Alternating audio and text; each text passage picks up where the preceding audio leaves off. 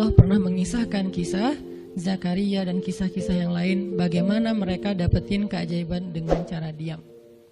Ini yang kita coba pengen rubah sedikit persepsi kita. Nggak selalu bela diri dengan ngomong, kadang kita bela diri itu dengan diam. Nggak selalu kita dapetin keajaiban itu dengan hanya mengandalkan manusia, tapi justru kita dapetin keajaiban saat kita mengandalkan Allah Subhanahu wa Ta'ala. Itu tuh dahsyat. Yang kedua, sekarang setelah Nabi Zakaria dapat keajaiban anak yang soleh banget, sampai Allah kisahkan di ayat 13 gimana solehnya dia, 14, 15 dan seterusnya. Sekarang kita baca kisah kedua, yaitu kisah Sayyidah Maryam, yaitu ada di ayat 26. Petikannya ada di, cuplikannya ada di ayat 26. Kalau kisah Maryam mah dimulai dari ayat 16 ya. Tapi yang masalah diam itu ada di ayat 26, 27, 28 dan 29. Dan maka makan dan minumlah dan bersenang hatilah engkau wahai Maryam, dan jika engkau bertemu dengan seseorang, katakanlah sesungguhnya saya telah berazam untuk berpuasa pada hari ini dan saya tidak akan berbicara dengan manusia pada hari ini. Lalu Maryam pun datang kepada kaumnya sambil menggendong bayinya. Kaumnya berkata, wahai Maryam, engkau datang kepada kami dengan membawa kalau bahasa kita tuh pembawa apa istilahnya, sial, apa ya, dengan membawa keburukan. Jadi kayak dianggap pembawa kesialan. Wahai saudari Harun, sesungguhnya ayahmu bukanlah seorang yang nista ataupun pendosa, dan begitu juga dengan ibumu bukanlah perempuan yang hina. Lalu Maryam memberi isyarat, fa'asyarat ilaih, memberi isyarat dengan menunjuk ke arah bayinya. Lalu mereka berkata, bagaimana kami akan berbicara dengan seorang bayi yang masih digendong oleh ibunya, maksudnya masih terlalu kecil.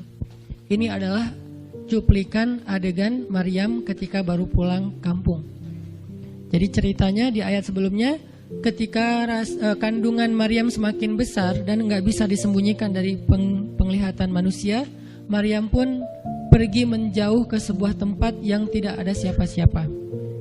Fahamalathu fantabazat bihi makanan qasiyya. Dia menjauh, mengucilkan diri ke tempat yang nggak dilihat oleh siapa-siapa sampai melahirkan. Jadi kurang lebih sekitar 3 bulan 4 bulan Maryam nggak ada di Al-Quds, nggak ada di di Masjidil Aqsa dan sekitarnya. Dia pergi mengasingkan dirinya supaya tidak ada yang menghujat Maryam karena ngelihat perutnya sudah semakin besar dan dia nggak punya suami. Setelah melahirkan, akhirnya Allah perintahkan Maryam untuk pulang. Setelah Allah ngasih makan, minum dan kebahagiaan buat Maryam, fakuli washrobi wa qarri aina, dengan adegan korma yang menjatuhkan buah-buah rutab dan seterusnya, pulanglah Maryam. Nah, Maryam tahu ketika dia pulang dengan membawa bayi, dia pasti akan dihujat, dicela, dicaci maki, dibully oleh kaumnya. Lalu Allah memberi kepada Maryam bekal. Gimana cara ngadepin yang kayak gitu-gitu?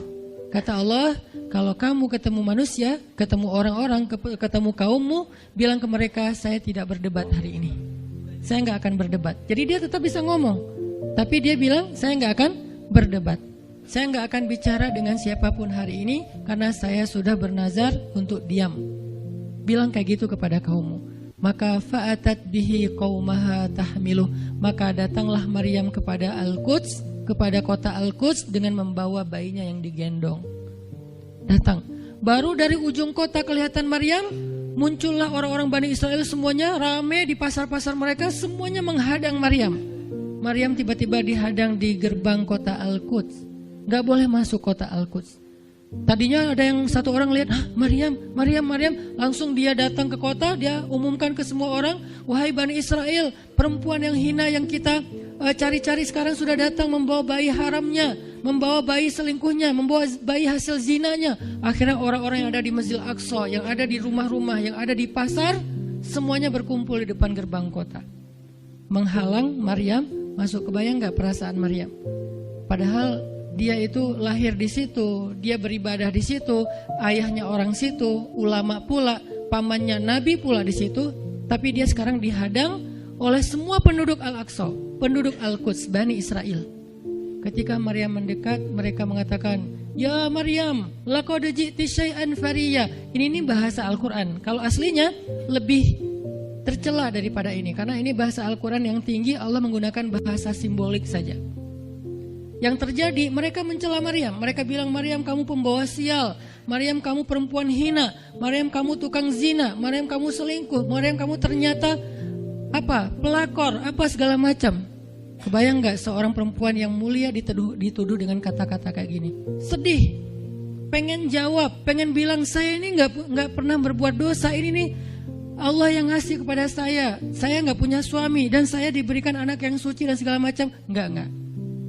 Tanya kepada Zakaria kalau gak percaya, saya punya buktinya segala macam. Enggak usah, diam aja. Maryam bisa ngomong kalau mau. Maryam, by the way, adalah perempuan secerdas Sayyidah Aisyah. Dia itu kayak Aisyah cerdasnya, kayak Khadijah bijaksananya, kayak Fatimah lembutnya, kayak Asiyah sabarnya. Maryam itu istimewa. Sampai sebagian ulama mengatakan Maryam satu-satunya nabi dari perempuan, satu-satunya nabi dari golongan perempuan. Sebagian kecil ulama ada yang menyebutkan demikian, sehingga mereka menyebut Maryam alaihassalam. Saking Maryam ini keren banget, istimewa banget. Tapi jumhur ulama sejarah mengatakan Maryam bukan nabi, tapi dia perempuan solehah, orang soleh, bahkan satu dari 4 perempuan sempurna di muka bumi, dan tidak ada yang kelima. Cuman ada 4. Kamula minar rijali katsir, kata Nabi. Laki-laki yang sempurna itu banyak, yaitu para rasul dan para nabi. Walam yakmul minan nisa illa arba'ah. Tidak ada perempuan yang sempurna kecuali 4. Asiyah istri Fir'aun, kemudian Maryam anaknya Imran, kemudian Khadijah istri Rasulullah, dan Fatimah bintu Rasulullah. Artinya Maryam ini istimewa banget. Dia kalau mau argumen, dalilnya lebih banyak daripada para rabi-rabi Yahudi yang ada di situ. Karena ketika Maryam dulu berkhidmat di Masjid Aqsa, Maryam itu nggak belajar seperti yang lain-lain. Karena kan dulu orang Bani Israel itu paling anti sama cewek ya. Buat mereka perempuan itu kasta kedua. Seolah-olah perempuan itu nggak punya hak yang sama dengan laki-laki. Laki-laki punya hak belajar di Masjid Aqsa, perempuan nggak boleh. Ini kesenjangan gender di masa Bani Israel dulu. Jadi kalau ada yang mau nuduh Islam sebagai tidak memperhatikan masalah gender, dia harusnya baca sejarah. Justru Islam, Al-Quran, Taurat, Injil mengangkat perempuan untuk setara dengan laki-laki. Awalnya perempuan itu hina di masyarakat Bani Israel, dianggap pembawa sial. Sampai masyarakat jahiliyah sebelum Islam datang, apa yang terjadi dengan bayi perempuan? Dibenamkan dalam pasir hidup-hidup, dibunuh, dilempar dari bukit supaya mati langsung seketika. Kenapa? Termasuk Umar pernah membunuh bayi perempuan. Umar radhiyallahu an. Kenapa dia sedih banget? Karena dia ingat masa lalu ketika dia pernah membunuh bayi perempuan. Kenapa mereka membunuh bayi perempuan? Karena dianggap perempuan ini membawa sial. Tapi datang Islam mengubah tradisi itu, mengubah persepsi publik. Yang tadinya perempuan dianggap hina, dalam Islam dikatakan surga ada di bawah telapak kaki ibu. Muncul harga diri perempuan naik. Apalagi sebaik-baik kalian, yang paling baik untuk istrinya, dan aku yang paling baik untuk istriku di antara kalian. Muncul lagi hadis, kalau seandainya laki-laki mau bersabar terhadap istrinya, maka harusnya dia bersabar 70 kali sehari kalau dia disakiti oleh istrinya. Yang ke-71 baru dia boleh marah. 70 belum boleh marah. Jadi perempuan, ibu-ibu, istri kalau mau bikin suaminya sebel sampai 69 atau 70 boleh lah. Tapi yang ke-71, nah ini udah layak dimarahin. Tapi kan gak pernah ada sampai 70 kan. Paling juga 10%-nya lah, 7 kali sehari. Dan itu istiqomah setiap hari. Hari ini kok kamu gini lagi sih, kemarin udah beda hari. Jadi beda hitungannya, 0 lagi mulai dari awal. Tapi nanti ada hadis penyeimbang. Nabi itu kan bijaksana banget. Yang diajarin bukan cewek doang, cowok juga diajarin. Ketika hadisnya supaya memuliakan perempuan ada, nanti ada lagi hadis laki-laki. Seandainya seorang perempuan menjilat luka dan darah dan nanah di tubuh suaminya, itu belum bisa membayar satu saja kebaikan suami kepada dia. Jadi menjilat lukanya aja belum bisa bayar kebaikan, terus ngapain marah-marah coba. Sehingga dua-duanya ada nasihat untuk suami. Kalau istrinya lagi ngambek, namanya juga lagi sedih, ya udah kamu sabar aja 70 kali. Untuk istri, jangan ngambek. Karena kalau kalian berbuat baik aja belum bisa bayar kebaikan mereka. Terus gimana dong Ustadz? Ya udah, sekarang solusinya adalah sama-sama mengambil sisi baiknya. Kayak gitu nasihat Nabi. Makanya saya agak kurang setuju kalau khutbah Jumat itu memakai hadis menjilat darah dan nanah. Karena yang dengar suami. Wah bener nih khutbah Jumat, saya senang banget khutbah Jumat hari ini. Pulang-pulang, mah tadi khutbah Jumat keren banget. Nih mah, saya kebenaran aku catat. Nih mah, gak bisa. Kalau khutbah Jumat, pakailah hadis sabar 70 kali. Menasihati suami. Kalau majelis taklimnya ibu-ibu, masalah tadi, seandainya saya boleh menyuruh manusia sujud kepada manusia, saya suruh sujud istri kepada suami. Masing-masing ada hadisnya, jangan disilang.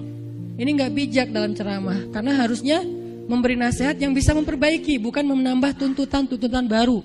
Wah benar nih kalau suami saya dengar, harusnya suami saya datang, Ustadz boleh nggak acara selamatan di rumah saya nanti temanya ini gitu. Kalau perlu ngundang Ustadz yang dia kenal, request dulu untuk ngemojokin pasangan, ini nggak bijak. Balik lagi ke cerita tadi, Maryam tuh pinter banget, cerdas banget. Dari kecil dia udah hafal Taurat. Ibarat anak sekarang hafal Quran. Dan lebih sulit ngafal Taurat daripada Quran. Kenapa? Karena bahasa Al-Quran itu sastra banget. Jadi ngafalnya itu kayak ngafal syair. Itu aja udah susah kan? Kebayang gak ngafal Taurat? Lebih sulit lagi tuh. Dan Maryam dari usia di bawah 5 tahun udah khatam Taurat. Udah tahu tafsir Taurat. Usia 7 tahun. Bahkan saking keren dan pinternya Maryam, kadang-kadang ketika Maryam ngobrolin tentang Taurat sama Zakaria, itu Zakaria sampai geleng-geleng kepala. Maryam, gitu maksudnya? Sampai nanya ke Maryam. Gitu om maksudnya. Maryam ngomongnya ke Zakaria udah kayak ngajar gitu. Saking pinternya Maryam. Jadi hadis-hadis Zakaria Maryam hafal. Kan para anbiya tuh punya hadis kan. Hadis Zakaria dihafal oleh Maryam. Tauratnya Musa dihafal oleh Maryam. Kebijaksanaan para nabi dihafal oleh Maryam. Dia dari usia 10 tahun itu udah jadi ulama besar Maryam. Artinya kalau misalnya orang mau berargumen dengan Maryam, dia punya banyak bahan. Dia punya banyak narasi. Dia lagian Maryam itu pintar ngomong. Tapi Maryam diam.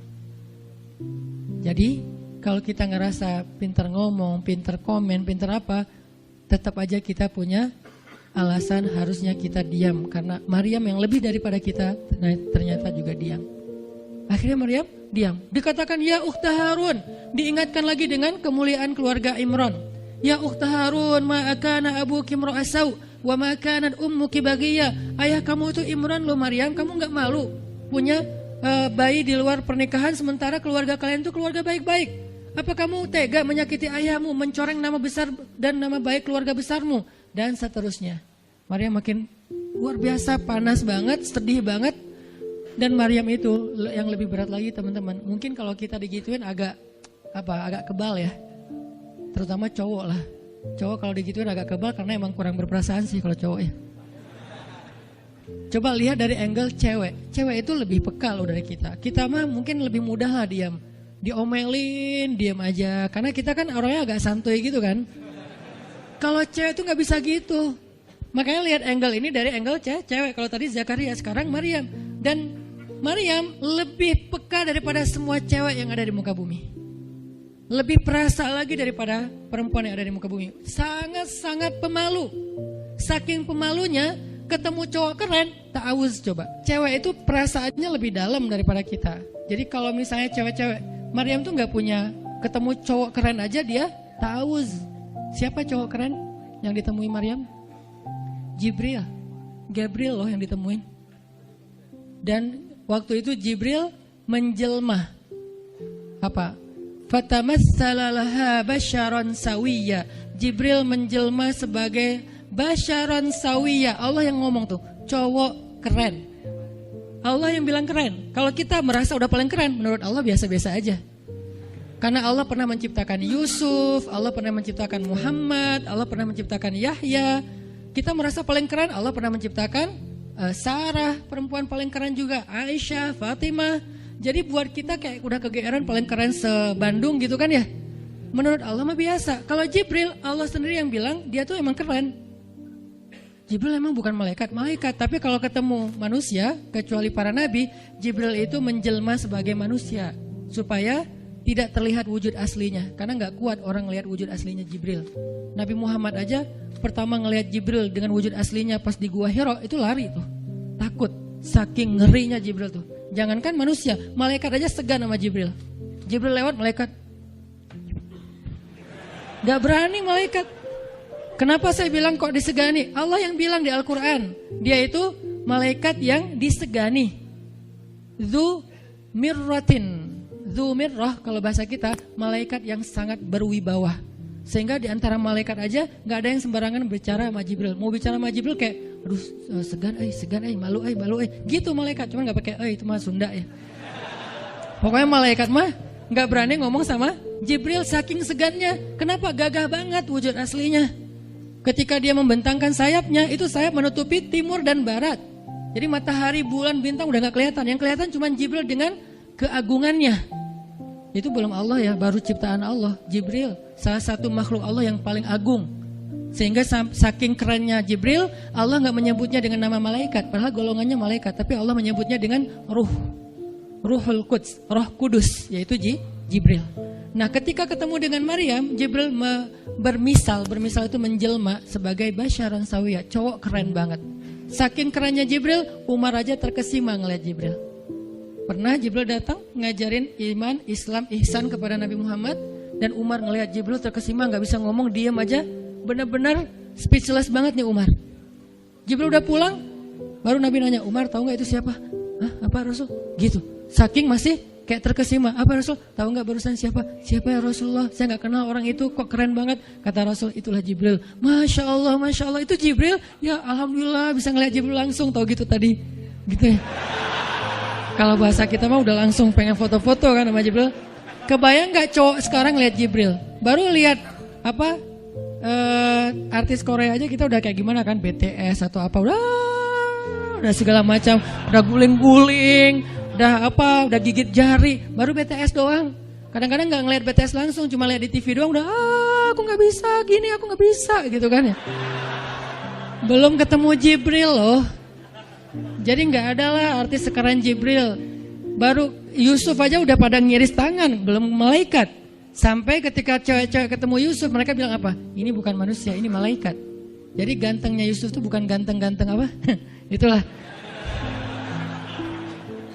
Ganteng kok hewan gitu kan. Ini ganteng-ganteng malaikat. Belum ada tuh film atau sinetron itu. Yusuf itu ganteng-ganteng ganteng-gantengnya tuh malaikat. Levelnya tuh level malaikat. Jadi kalau ada Jibril, ada Yusuf kayak, nih yang mana Yusuf, mana Jibril ya? Keren dua-duanya. Nah Jibril datang ketemu Maryam bukan di atas panggung rame-rame. Berdua coba, intimate banget kan. Kalau di atas panggung teriak-teriak gak keren lah, biasa aja. Ini tuh berdua, private banget. Di satu ruang kecil, berdua gak ada yang tahu. Tiba-tiba Jibril berdiri di depan Maryam, senyum dengan khas senyumnya malaikat yang mematikan gitu. Maryam pas buka mata lagi zikir, ngelihat Jibril depan matanya keren banget. Langsung Maryam bilang apa? A'udzubillah. Wibawa banget kan Maryam. A'udzubirrahmani minka in kunta taqiyya. Jadi emang elegan sih orang-orang soleh itu. Dia langsung nunduk, dia bilang A'udzubirrahmani minka in kunta taqiyya. Aku berlindung kepada Allah yang Maha Rahman. Kenapa ngomongnya Rahman? Karena keren. Kalau enggak keren, a'udzubillah. Karena keren, a'udzubirrahman. Tapi masih ta'awuz, cuman pakainya Rahman. Karena Allah tuh Maha Pengasih yang udah bikin kamu tuh keren. Diksinya luar biasa ya. Maryam gak bilang a'udzubillahi minasyaitonirrajim. Enggak, ini enggak layak dibilang syaitan. Ini terlalu keren. Jadi gak bisa a'udzubillah, a'udzubirrahman. Berarti Maryam itu pinter. Sampai dia bisa milih diksi Asmaullahil Husna. Dia gak pakai diksi Allah, dia pakai diksi Ar-Rahman. Karena yang datang itu wajahnya tuh wajah orang baik, tapi keren. Akhirnya a'udzubirrahmani minka in kunta taqiyya, kata Maryam. Jibril juga elegan, faham maksud Maryam. Maksudnya, kamu siapa? Itu pertanyaannya. Maryam gak nanya, kamu siapa ya? Enggak gitu. Kan gaya culun-culun kayak caper gitu kan. Kamu siapa ya? Aku ada salah sama kamu. Enggak gitu sih Maryam ngomongnya. Saking elegannya Maryam, dia nanya kamu siapa tapi pakai kalimat zikir. Keren gak sih? Kita kadang-kadang zikir a'udzubirrahmani minka in kunta taqiyya. Artinya apa Mbak? Sama-sama gak elegan ya. Kalau Maryam sama Jibril dua-duanya elegan. Bahasa orang elegan itu emang banyak kode sih. Jadi kita mah yang polos-polos kayak gini, yang remeh-remeh rempeyek nggak jelas gini, ya nggak akan paham kalau nggak baca tafsir. Makanya kalau mau theater of mind, baca Quran itu pakai tafsir, pakai kisah, baru kita ngerti kondisinya. Oh gitu banget ya, dahsyat banget ya kejadian waktu itu. Jibril datang dengan wujud yang kerennya. Maryam pengen nanya, kamu siapa? Kok tiba-tiba masuk ruangan saya? Tapi bahasanya, A'udzubirrahmani minka in kunta taqiyya. Aku berlindung kepada Allah yang maha baik darimu kalau kamu takut kepada Allah. Maksudnya kamu siapa? Takut gak kamu sama Allah? Baru Jibril mengatakan, saya adalah utusan Allah, berarti malaikat, untuk memberi kabar kepadamu kalau kamu akan punya anak. Baru Maryam melihat, gimana saya punya anak? Ya udah ada obrolan nih. Dan mereka udah biasa aja, oh Jibril, saya kira siapa? Udahlah, gak mungkin. Artinya udah kayak gitu nih kesolehan Maryam. Artinya Maryam itu orang yang sangat peka banget, perasaannya dalam banget. Terus nanti ketika Maryam melahirkan anak, tahu nggak kata-kata Maryam apa? Ya laitani mittu qabla hada wa kuntu nasyam mansiya. Saat Maryam merasakan sakitnya kontraksi, mau melahirkan Isa, Maryam itu sambil kontraksi sambil bilang, ya laitani mittu qabla hadza wa kuntu nasyan mansiya. Aduhai seandainya saya mati aja sebelum kejadian ini dan saya dilupakan oleh manusia seolah-olah saya tidak pernah ada. Kenapa Maryam ngomong kayak gini? Maryam ngebayangin betapa malunya dia nanti kalau harus membawa bayinya ketemu Bani Israel yang pada bawel. Bani Israel itu terkenal kaum yang paling bawel. Bawelnya banget. Kalau kita baca Al-Baqarah itu isinya kebawelan Bani Israel. Kata Nabi Musa, sembelihlah Al-Baqarah. Al-Baqarah itu kan banyak, yang warna apa? Cari yang warnanya bersih. Yang bersih kan juga ada belang-belangnya nggak dikit. Terus yang beratnya berapa kilo, yang dari mana? Dari Bali atau NTB atau dari mana? Bawel banget. Udahlah, cari aja seekor sapi, sembelih, beres. Tapi nanya lagi, bertele-tele. Itulah Bani Israel. Dan Maryam tahu banget karakter kaumnya. Jangankan dengan fitnah kayak gini nih, ketemu Nabi yang udah menyampaikan hal yang benar aja, itu di debatnya tuh habis-habisan. Apalagi dengan kondisi Maryam. Makanya Maryam takut banget, dia nggak kuat menanggung malu. Kalau kita mungkin masih kuat lah nanggung malu, kadang-kadang malah malu-maluin gitu kan.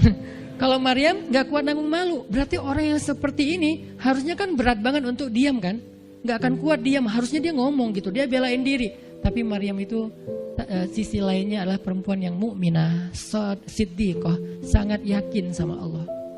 Allah suruh diam, ya udah diam. Gimana pun dihujat, diam. Kata Allah diam. Ya Allah, mereka bilang saya itu berzina, diam. Ya Allah bilang ini anak haram, ini anak saya nih, anak yang mulia, anak yang satu-satunya ketika lahir nggak disentuh setan di antara manusia loh. Satu-satunya manusia ketika lahir nggak disentuh setan. Nabi Muhammad setannya malah diislamkan. Beda, kerannya itu beda. Kalau Isa nggak disentuh setan, kalau Nabi Muhammad setannya malah masuk Islam. Masing-masing punya keistimewaan lah. Tapi satu-satunya manusia yang lahir nggak disentuh setan, cuman Isa. Kita semuanya pernah disentuh. Lahir langsung. Apa sih lo datang-datang ke dunia nggak nambah-nambahin kerjaan gua gitu kan? Kita nih orang biasa. Jadi pas lahir tuh udah ada langsung setan bisik-bisik, yuwas wisufi sudurinas. Makanya disuruh azan kan? Karena kenapa? Biar nggak dibisikin sama setan. Dan kalau bisa suara azan kita harus lebih lembut daripada suara setan, karena setan juga kayak nge-tricky gitu. Saya ibu kamu. Anak bayi dinina bobokan sama setan, hiduplah iblis gitu-gitu kan. Jadi kayak di dokter nama setan, iblis itu keren, iblis itu soleh, iblis itu baik, tapi pakai bahasa nasyid. Lagunya tuh kayak akustik gitu, lembut banget gitu kan. Makanya suara muazin kalau azanin anaknya yang lembut, jangan azan Allahu Akbar, asyhadu an la ilaha illallah. Dia malas ke masjid nanti kalau udah dewasa. Kenapa? Gue malas banget dengan suara ini nih. Salahnya siapa coba? Salah ayahnya. Belajar azan di Al-Latif sama Muzammil sama Teras Tahfiz, biar azannya tuh kayak Allahu Akbar. Bayinya senyum-senyum. Ntar gue bisa lebih dari itu. Canda. Intinya adalah Maryam itu pemalu banget. Jadi dia bisa banget untuk ngebales, tapi dia diam. Sampai akhirnya fa'asyarat ilaih, dia memberi isyarat. Arti memberi isyarat, dia nunjuk ke arah Isa alaihissalam yang masih digendong. Kalau kalian mau ngomong aja sama bayinya. Allah yang nyuruh kayak gitu. Makin